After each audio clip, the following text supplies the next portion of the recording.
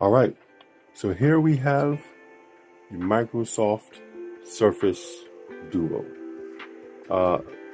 This is an AT&T version of the device. I wasn't sure if I was going to order it, even with all the extensive work that I did going to the Best Buys and all of that, learning the device and using the device and sharing it with those who chose to view it on my YouTube channel. I was still unsure if I wanted to make this purchase. But I said, you know what? To use the device in store with the cord attached and people around and having full access to what the device can do is definitely not the same as having the device in hand and seeing how it fits into your daily mobile life. So I decided to pull the trigger and get one for myself. Now, I do have it. Now, the question is it worth me actually keeping the device? That is what I plan on exploring over the time I have the device. Because if you watch my channel, you know I use a V60, currently doing the video right here.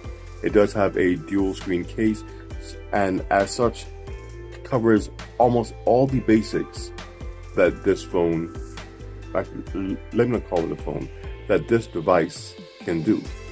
So for me, it's not so much the dual screen experience, but it's Microsoft's take on the dual screen experience that needs to win me over for me to say, you know what, let me add this device to my current number of phones. So let's open the box up.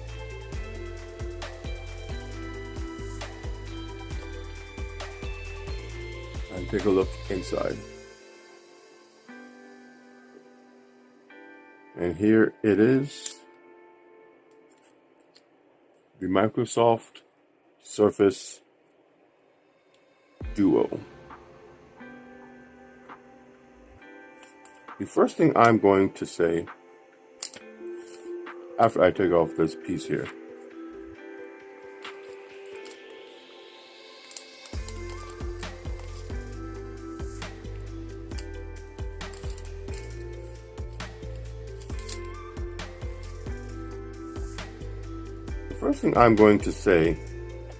now that I have the device in hand, away from the tether at Best Buy, is it just feels good to be free. The device as it stands here is heavier than I actually remember it being. But before we get into this, let's put this guy down and see what else is in the box.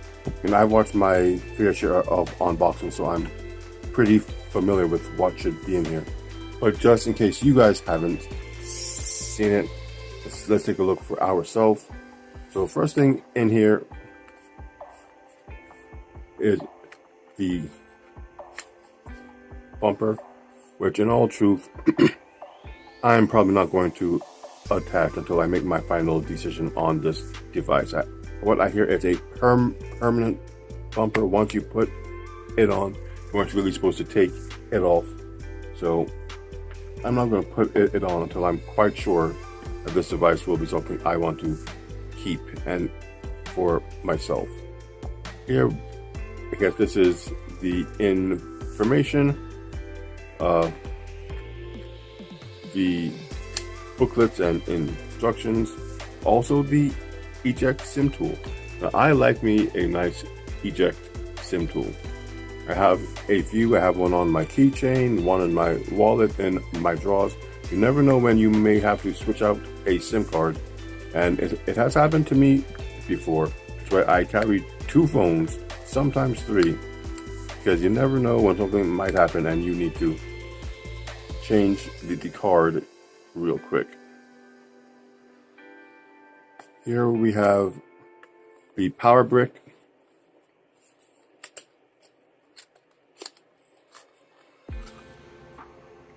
Now, this kind of looks like, actually it does. This is a small Surface computer power brick. I mean that this is a Surface device, it does make sense. Will I use this power brick? Probably not. I have so many power bricks and so many USB-C cables. It's not really necessary for me to actually pull this out. So let's put this back.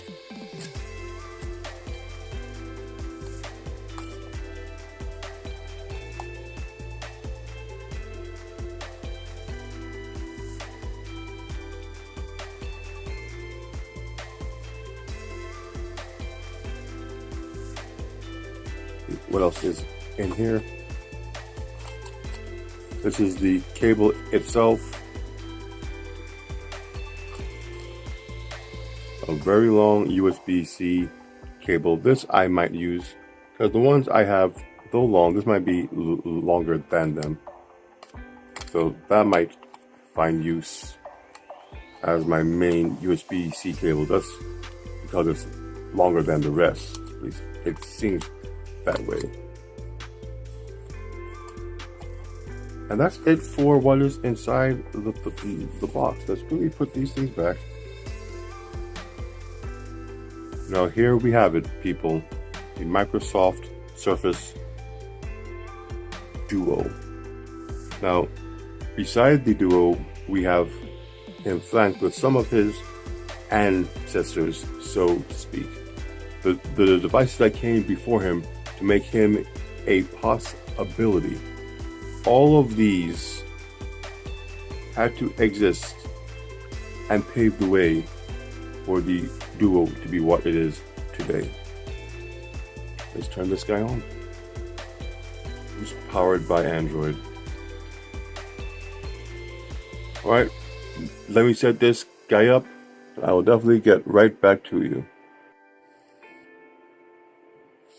Now, as every reviewer on YouTube that I have seen has stated, the phone does require a hefty update as soon as you put in your Wi-Fi information.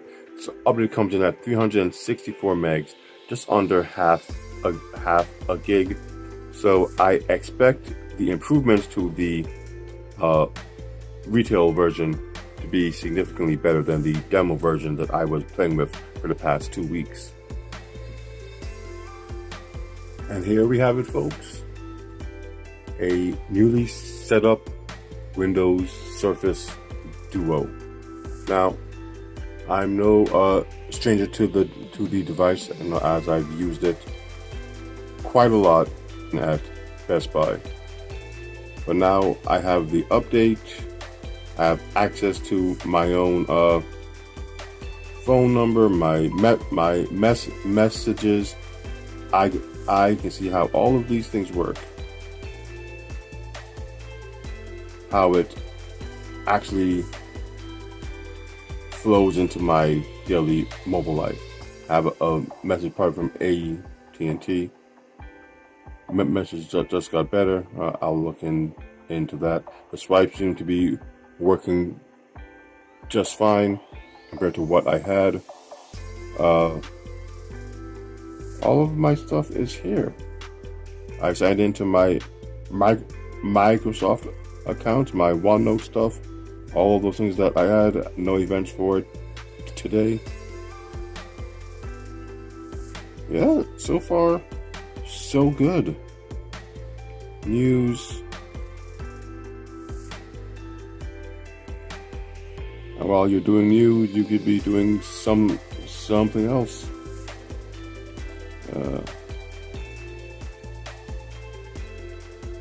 Yeah, swipe from the middle to bring up the app drawer. I know a lot of people are having issues with that online, but the update seems to have alleviated that particular issue because it's working for me anyway. Let's just go into, let's say, AT&T apps. That makes sense. YouTube Music, the visual voicemail Surface audio.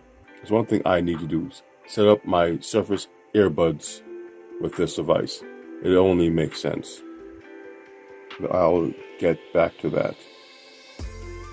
Yeah, but so far from what I've seen, that update has indeed fixed a lot of those bugs that were prevalent in the demo that I use. So I do look forward to using this. Let's hope that it is more than what I saw at Best Buy. What I saw at Best Buy was great, but is it enough to make me say, hey, this is required tech right now? Because it's beautiful, to say the least, but you need more than that to compete in today's mobile arena. So let's take it out and see what happens.